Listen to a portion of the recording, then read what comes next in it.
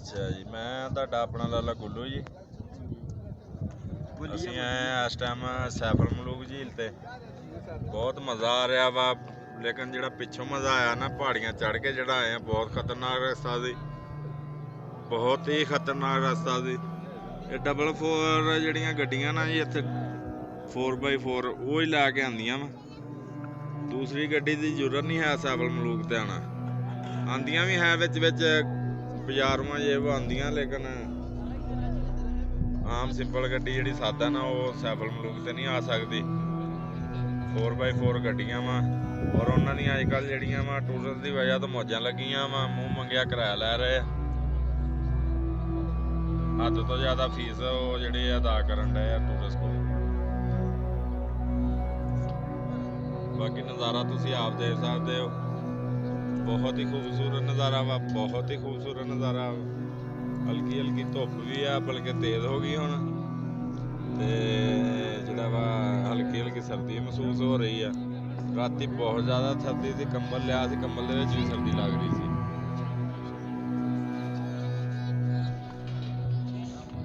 ਭਾਜੀ ਆ ਤੁਸੀਂ ਦੇਖ ਰਹੇ ਹੋ, ਮਾਸ਼ਾਅੱਲਾ ਦੇਖੋ ਨਜ਼ਾਰਾ। ਆ ਕੈਮਰਾਮੈਨ ਤੁਹਾਨੂੰ ਦਿਖਾ ਰਿਹਾ ਨਜ਼ਾਰਾ, ਦੇਖੋ। ਅੱਛਾ, ਉਹ ਆਪਣਾ ਇੱਕ ਤਾਂ ਨਾਗਾ ਪਰਬਤ ਆ ਨਾ, ਇਹ ਆਪਣਾ ਹੈਗਾ ਵਾ ਨਾਗਾ ਪਰਬਤ ਇੱਕ, ਤੇ ਇਹ ਪਰਬਤ ਦਾ ਨਾਂ ਕੇ ਲੈ ਰਿਹਾ ਡਰਾਈਵਰ।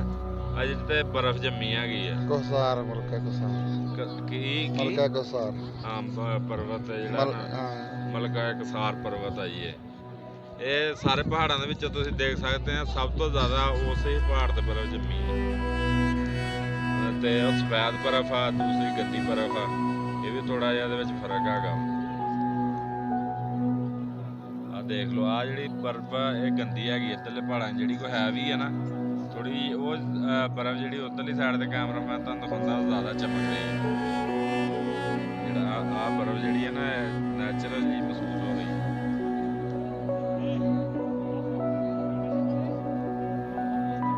ਬਾਕੀ ਇਸ ਟਾਈਮ ਅਸੀਂ ਤਾਂ ਥੱਕ ਕੇ ਬੈਠੇ ਹਾਂ, ਹੁਣ ਤੁਰਨ ਦੀ ਹਿੰਮਤ ਵੀ ਨਹੀਂ ਹੈ, ਤੇ ਇਸ ਟਾਈਮ ਹੁਣ ਅਸੀਂ ਬਹਿ ਕੇ ਰੈਸਟ ਕਰ ਰਹੇ ਹਾਂ। ਉਹ ਜਿਹੜਾ ਘੋੜਾ ਵਾ ਨਾ ਸੈਰ ਵਾਸਤੇ ਤੁਸੀਂ ਲੈ ਸਕਦੇ ਉਹਨਾਂ ਕੋਲ, ਲੇਕਿਨ ਉਹਨਾਂ ਦਾ ਵੀ ਫੀਸ ਜਿਹੜੀ ਕਾਫੀ ਹੱਦ ਤੱਕ ਜ਼ਿਆਦਾ ਵਾ। ਮੈਂ ਕਿ ਉਹਨਾਂ ਕੋਲ ਪੁੱਛਿਆ ਸੀ, ਮੈਂ ਕਿਹਾ ਕਿ ਤੁਸੀਂ ਸੈਰ ਕਰਵਾ ਕੇ ਤੇ ਲੈ ਕੇ ਵਾਪਸ ਆਓਗੇ, ਕੀ ਜੁਰਮਾਨਾ ਲਵਾਂਗੇ? ਉਹਨਾਂ ਨੇ 1000 ਰੁਪਇਆ ਜਿਹੜਾ ਦੱਸਿਆ ਜੀ, 1000 ਰੁਪਇਆ ਲਵਾਂਗੇ ਪਰ ਲੈ ਕੇ ਜਾਣ ਦਾ ਤੇ ਲੈ ਕੇ ਆਉਣ ਦਾ। ਘੋੜੇ ਕਾਫੀ ਸਾਰੇ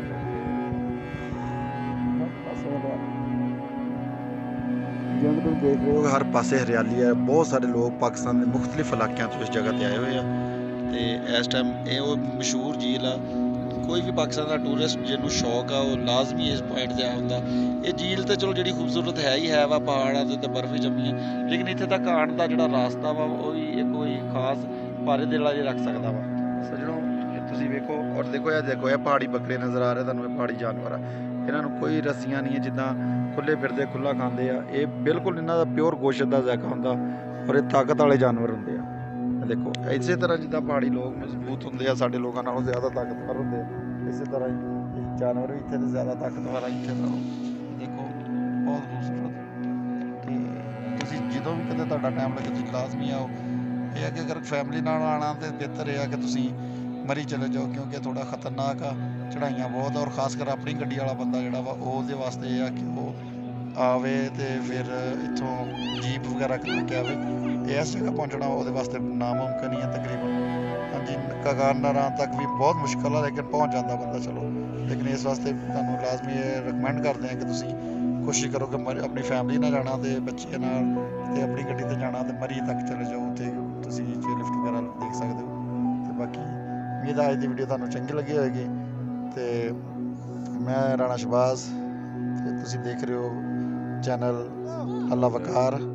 ਤੇ ਇਸ ਵੀਡੀਓ ਨੂੰ ਲਾਜ਼ਮੀ ਲਾਈਕ ਕਰਿਓ, ਵੀਡੀਓ ਚੰਗੀ ਲੱਗੀ ਤੇ ਇਹਨੂੰ ਕਮੈਂਟ ਵੀ ਕਰਕੇ ਦੱਸਿਆ ਕਰੋ ਤਾਂ ਕਿ ਸਾਡੀ ਹੌਸਲਾ ਅਫਜ਼ਾਈ ਹੋਵੇ।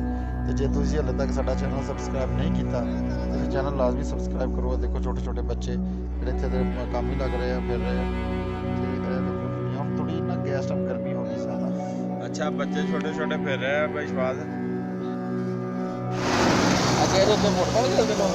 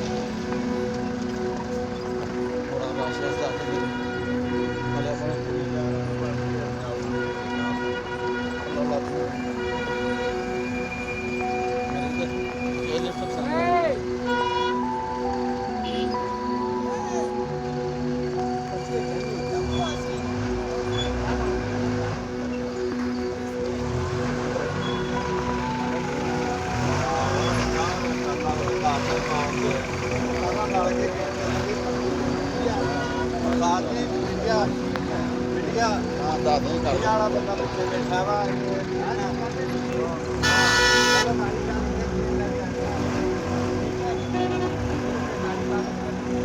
ਚਲੋ ਵਾਪਸ